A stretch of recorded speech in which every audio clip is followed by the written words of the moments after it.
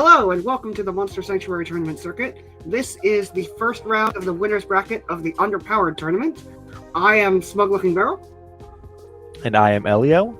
This match is going to be featuring the second seed, I believe, which was FlowingJuffowup, against the seventh seed of ConductorOfThePainTrain. Yeah. So, Underpowered Tournament bans and restricts some of the most powerful, most commonly used monsters. So we get to see monsters and strategies that aren't as commonly seen, such as goblins on the right. So Conductor of the Paintrain is on the right, and FlowingJuffowup is on the left. We see goblins on the right, and a charge team for Flowing. Yep, I believe Flowing actually also brought another feature of this set was that there was no repeat mons allowed amongst all of your teams. So it was a full 18 unique monsters. So you actually brought the Silvero on this team. He has another sidekick team waiting in the back line that he chose to not run that sidekick supporter on. Yeah, sidekick is very strong. Now, Flowing, because he was higher seed, he gets the first turn, and this is a situation where that really matters because he's able to go first and take out that Vero. You saw he had the Vero had 45% dodge, but Brawlish has a passive that lets it ignore dodge for one hit. So the that heavy punch, which only does one hit, was able to completely bypass the Vero's dodge and one-shot it on the first turn. Yep, that Sure Strike passive ensures that you're always going to get the first hit, and I believe it has an increased crit chance on that hit as well, making it really good for those one-shots. Yep, another big help. Now, Conductor is able to get a fairly good turn in response. He goes into Goblin Hood, which is a bit of an interesting choice. You normally don't see two damage dealers, but he's able to use Goblin Hood, get a little bit of damage, and take out the Brawlish in response. And Brawlish can get very scary if it's allowed to stick around for a few turns. FlowingJuffowup brings in his Gryphonix, which he's going to have to spend some time setting up here. Gryphonix doesn't do a lot of damage to start, but it has a passive called Slow Burn, which means it keeps most of its charge stacks each time it attacks. So it gets stronger and stronger and stronger over time. Yep, and that's a big deal on charge teams especially. One of the big challenges of charge teams you'll find is if you can't get a knockout that first turn with your primary attacker, you don't want to burn through all those charge stacks and then kind of restart the whole setup process every turn. But Gryphonix lets you kind of sidestep that whole thing, just keeping most of its stacks. It actually ended up with more stacks than it began the turn with.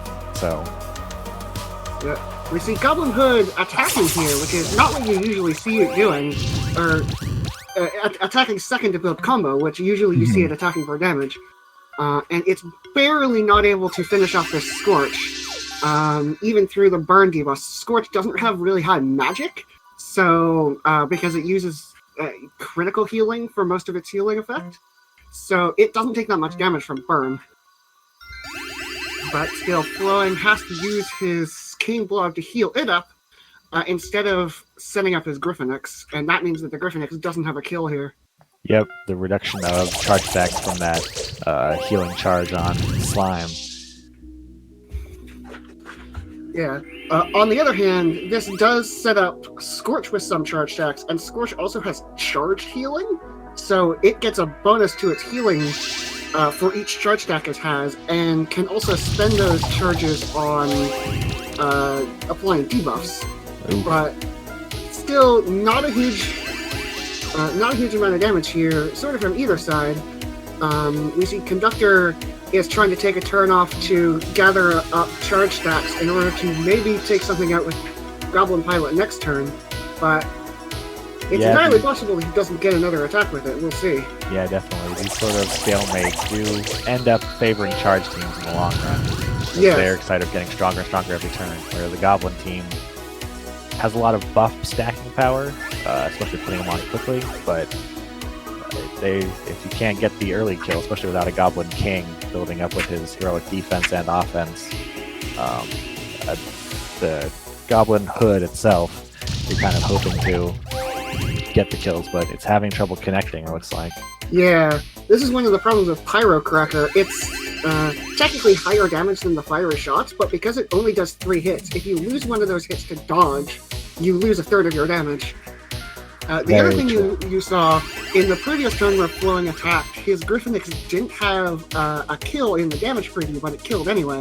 That's because sidekick hits are not counted in the damage preview, and that can make using sidekick teams a little bit interesting, where sometimes you go for a kill that doesn't look like you'll get, because you'll end up doing much more damage than the preview suggests. Yep, and Goblin Hood as well actually has the Antipode. It is always looking to apply chill or burn on its hits to try and get a big extra shot off. So it does rely on that one, especially when you're only doing 3 shots with Cracker. It is looking to try and get that off. So if it doesn't get that debuff stack on, it can lose a good chunk of its damage too. Yeah, and we see Conductor trying to make something happen here, but he really the Goblin team generally wants to take a bit of a slower pace, build up charge, build up some buffs, apply some debuffs, and take enemies out one at a time, and that is not fast enough for this team. Gryphonix has 62 charge stacks now, and full stacks of all of its buffs, and it's at the point where it can just start one-shotting things.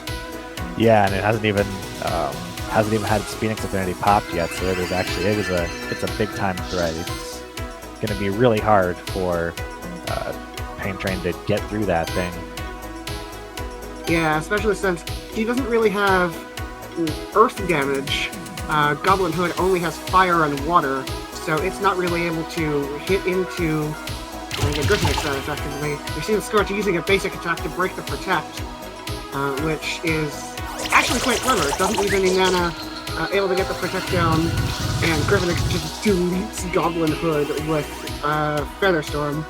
And Conductor is able to get his Goblin King in, and this does have earth damage, but Gryphonix has so many buffs, including 2 stacks of both of the dodge buffs, that I think this is just over. Yeah, it will be a real close one. If I'm not mistaken, I couldn't spot if his response was running Spark Shower or not, but having an undodgeable attack also will make it even bigger of a threat with... It is, though you probably don't want to use that against a full team of monsters weak to resistant to magic. But at this point, he can click Shred, and even if some of the attacks miss, I'm pretty sure he's at the point where he can probably wipe this entire team.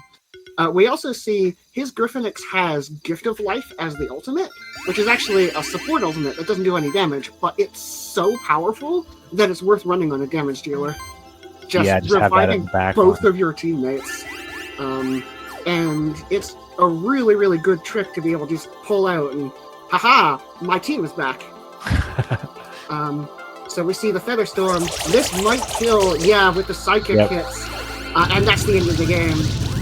Goblin Brute and Goblin Warlock are both here for support. Neither of them do any reasonable damage.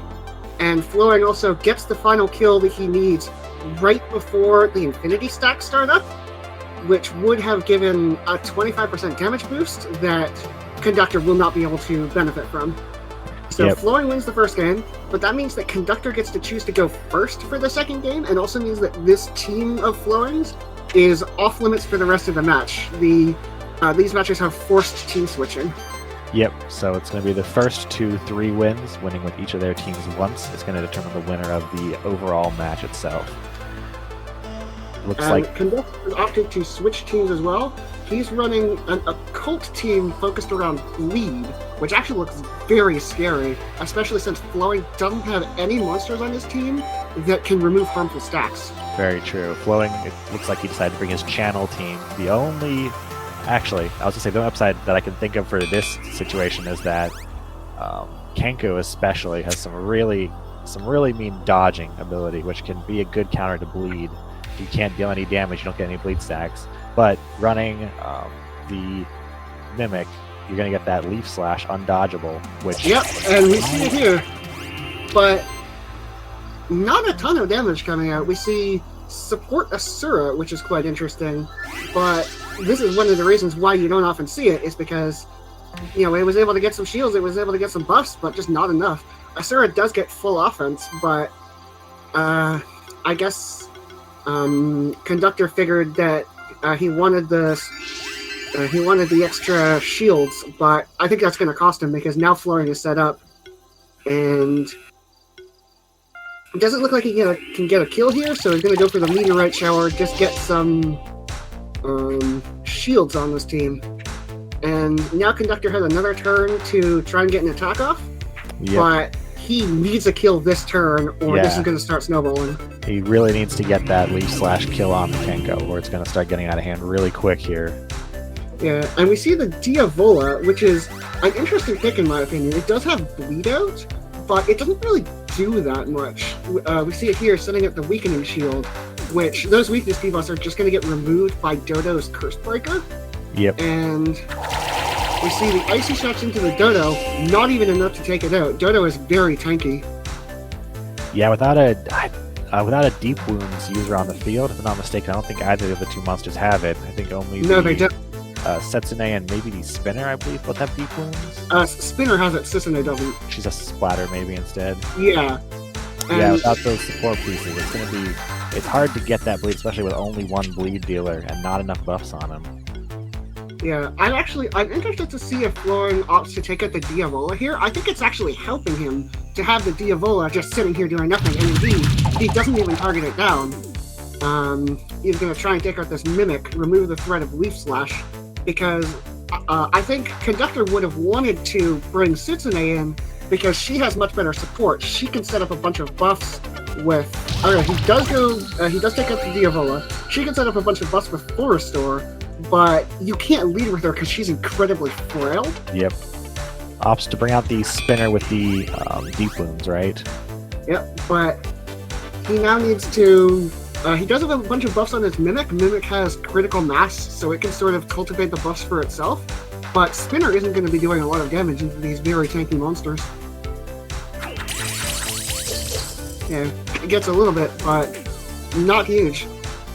And Conductor is going to have to use another attack to take out the Dodo, or he can go for a spread attack, which here we see the value of the Deep Wounds. That increases bleed damage by 40%, and is almost enough to knock out this Conko, but almost is not good enough in this case. Yeah, if he can get rid of... Conko's probably going to have a field day with, honestly, either of those two options at this point, and having the Toad out with heal charging on top of the strong heals that's going to provide. Yeah. The one big advantage that Conductor has is Spinner has Concealed, which gives it 25% dodge on the first turn. On top of the normal dodge, we see 49% dodge. That's not with a blind stack, that's pure dodge chance. And it also resists Leaf Slash, which is Flowing's only non-dodgeable move. And we see there, it lives a Typhoon Cut that probably would have killed about 4 Spinners. But brings it down low enough that the resisted Leaf Slash is still able to kill. But that does mean that Conductor is able to get Setsune onto the field on the turn where there's already a bunch of bleed. So if they can set up Mimic to get a big kill here and spread the bleed stacks, Conductor does still have a chance in this game. Yep, definitely. Goes through the Forge, gets 2 glory buffs onto Setsune, which is actually really nice because of critical healing. Does Setsune have the healing shield? But she opts to go for the buff stealing capabilities. Yeah, and gets a few buffs onto the Mega Rock, which is quite good. Does kill the Conko with Leaf Slash. We also see Blood Magic, another passive Setsune has that makes it apply extra bleed stacks. But this is the reason why he couldn't bring in Setsune that early. She just dies instantly to the Leaf Slash from Mega Rock. Yep. I'm not as familiar with the Dracomer in the back, but it seems as though PainTrain might be in a decent position here if he's able to take out that very last Mega Rock as the sole remaining offensive mon. He might be in a pretty good position here to run away with the Mimic as his big sweeper, especially with its heroic defense and offense. It can really get tanky once it gets set up. That's true, but Mega Rock is... I think it's just on the precipice now of being unkillable. It has 5 Age stacks, 6 channel buffs with channeling balance, 2 barrier. It's so tanky. So if Conductor can use his whole turn to set up a kill onto it, it does have some bleed stacks as well. He's in a good spot, I think, to win this game. If he doesn't, I think this is the last turn that he has. Yep. Goes for Ignite onto the Toad, able to get some debuffs onto it. maybe he's going to try and take out this Toad. And see, he has the level 3 fiery shots that has access to an attack of every element, but it can't run them all at once. It doesn't have enough skill points, so you sort of have to pick and choose. Yeah, and here's one of the interesting things where you know your opponent's teams is you can build your Mimic to have specific coverage for their team. So I think if we see a matchup like this again, where if Conductor loses this, which I think he is about to right now because his Mimic is going to die. Oh, does take it out. And that's the end of this game. Spectre can revive it, but there's no way that he can get enough buffs now to take out the Mega Rock. If we see a matchup like this again, he might switch out the Mimic's attacks once you know more about what team your opponent's running. And you can make a really, really customized Mimic build to counter what they're using. But in this matchup, he really would have wanted level 5 fiery shots. That maybe would have been enough to take out some of the more important monsters. All 3 of these monsters are weak to fire, but without that, he just does not have any damage. Yeah, and you can see him using a potion on his Mimic on that turn. So he really is kind of back against the wall here. It does seem like not really a lot left for him. You can see it even as a second move. That thing is looking like it's... Yeah, the one advantage he has is that all of these monsters... Mega Rock doesn't really have good attacks for all of these monsters, but it does not matter at this point. He just does so much damage. And yeah, Conductor forfeits here. So we're going on to game 3.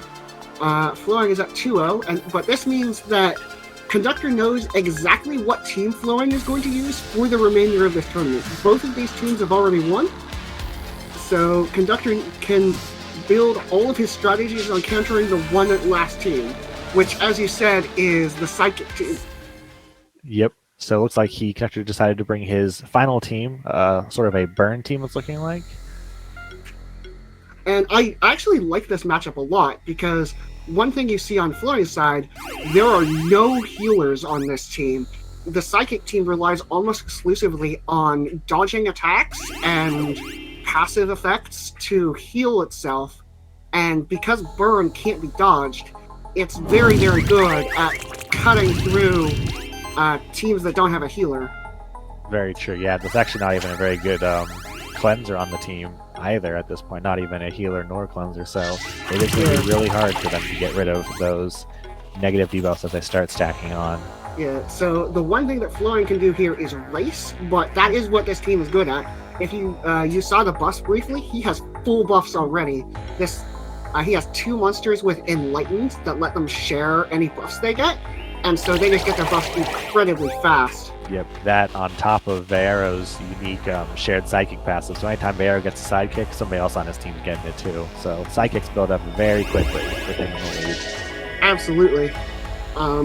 They also they have a ton of dodge, and Azarak has martial prowess, so they get buffs whenever they dodge an attack. But so Conductor might want to just hold off on attacking if he can, and just apply this burn. But because you see, he went for the burning charge, and more of this. I'm pretty sure that healed Flowing's team is how many attacks missed. And we see the burn is doing quite a bit of damage, but it's not enough to take out the monsters just on its own. And Flowing now gets a chance to attack with all of his buffs.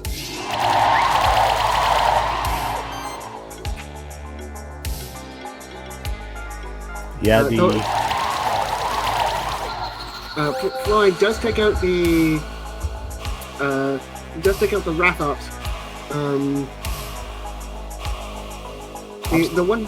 Up's bringing the Magma Moth, which is probably one of the biggest hitters on these burn teams.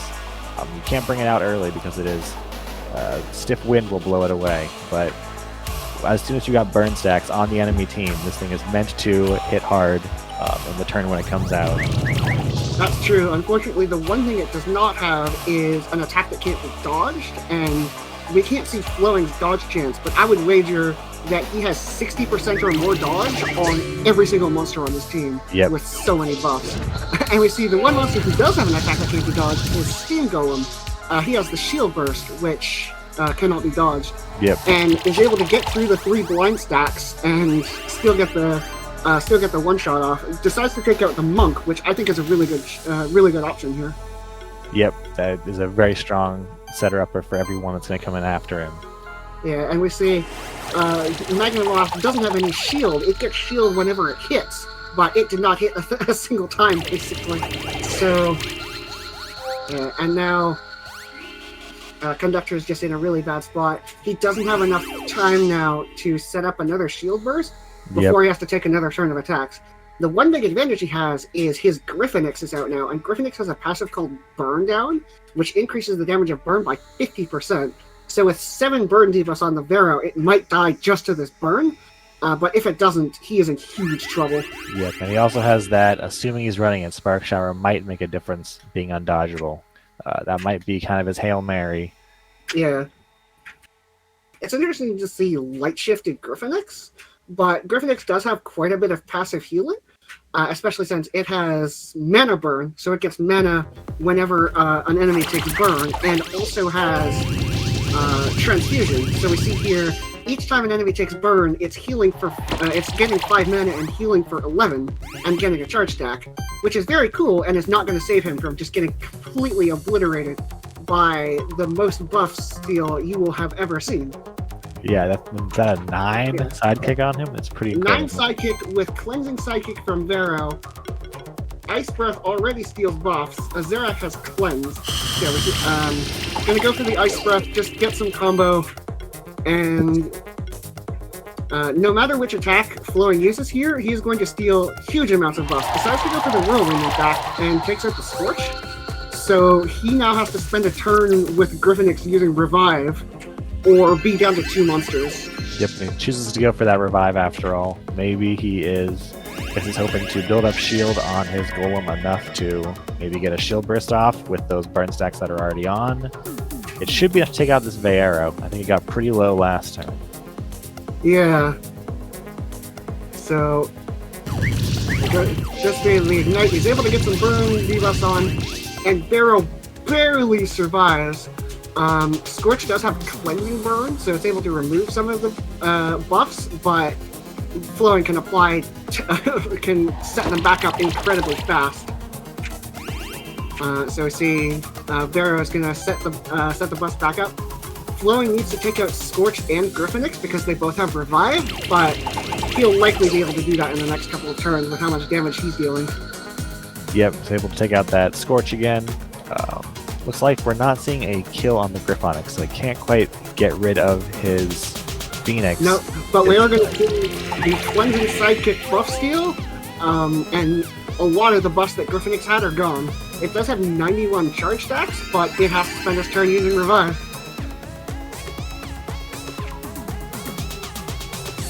Yeah. And unfortunately, Conductor doesn't really have a good monster who can set up shields. Like, what he really wants to be doing is actually setting up and attacking with Steam Golem, because that's one way he can get around the dodge. Reducing the shield burst, and unfortunately that misses into the one stack. I think he was hoping to get that. A gajillion burn. Alright, hoping to get that Azrak just low enough where the burns could take him out too. If he could get 2 monsters in that turn, he might have had a chance with no Revives and no team, but... Yeah, Flowing brings in his Ninki Nanka, which is basically a monster you can only bring up against burn on the turn that you're about to win, because Ninki Nanka is weak to fire and uses huge attack and magic as the source of its damage, so it could regularly take 2,000 damage from a single burn debuff. But I don't think we're going to see it here, because Flowing is probably going to win the game this turn. We'll see. He goes through the Phoenix Affinity. Well, I say that. Kill it, but he does have a tall task of getting enough debuffs. I suppose hopefully he'll have enough incidental burn debuffs that go on that Ninki Nanka. Yeah, he has 153 charge stacks on this Gryphonix, and Scorch has a passive that lets it apply burn for each charge it spends. So Gryphonix might actually be able to kill all 3 of these monsters here. It has Shred. Goes for the Aerial Strike, and maybe not, but look at this damage. 2,000, 1,000, 1,000, 1,000. One shot to Ninki just with burn. And he's starting to bring down the buffs quite a bit with not... The Asura's pretty good, pretty helpful at getting them applied as other people apply them, but he doesn't have quite as many strong appliers like he did in the early game with the Monk gone and the Vieira gone. Yeah. On the other hand, Phoenix Affinity is now gone, and that only works once. So if Flowing is able to take out this Gryphonix and the Scorch, he does win this game now. Yep, and our Infinity stacks are coming in. Yeah, so Gryphonix does survive another turn, but has to use Revive. And of the monsters that are left, Asura and Azarak both resist Burn. But Conductor is able to get get a little bit of time to set him up here. Goes for the Mud Cannon, which does a little bit of damage. And Not the quite Burn, as much. yeah, it does a fair bit of damage, especially considering the resistance, and it removes some buffs, but it's just not going to be enough here, especially since Gryphonix is a monster that also relies a lot on buffs, and it does not have any, because Flowing can steal them faster than Conductor can apply them. Yep. If he's able to get this kill, yep, it's looking good, then the dragon is set up to take out the Scorch, and if he gets that KO on the Scorch, then that's going to be game. Yeah, though Just it looks like barely. he doesn't, and this does mean that Conductor is going to be able to attack with the Gryphonix. Revives with 20 charge stacks, which is quite helpful, and yeah, Golem has... That's blind coming in. Yeah, Luckily, blind coming in, but still able to apply a whole bunch of burn debuffs. True. Of note, the Gryphonix actually, I believe, it had 7 blind stacks when it died, so this might have actually been a secret technique to get rid of all those blind stacks and bring it back, but it does not come back with any infinity stacks, so its damage is going to be 50% lower than it would have been had it just been alive still. And it seems like it just doesn't have a good attack for this. Like, I would probably want to see Spark Shower into the Dracozul or Featherstorm into the Azarak, even through all of its dodge. But the burn does quite a bit of damage, but Conductor just isn't able to capitalize on it. And here, it looks like Flowing is going to be able to take out both Scorch and Gryphonix, and thus get rid of the double revive, and that is the game here. Yep, it was a hard-fought battle with this last match, but in the end, it looks like Flowing brought it to a finish with a 3-0 victory. Yep, and Conductor is looking at his options here, but there is absolutely no way that Steve Maybe was hoping the burn would come through, but without that Gryphonix and the heavier burns coming with it, there's just not a lot he can do. Yeah. So, Flowing is able to take out the Steam Golem and wins the match 3-0. However, the top cut is double elimination, which means that Conductor is not out of this game, though Flowing advances to the next round. Well, and we will see you then. Thanks, everybody, and great job to our 2 contestants.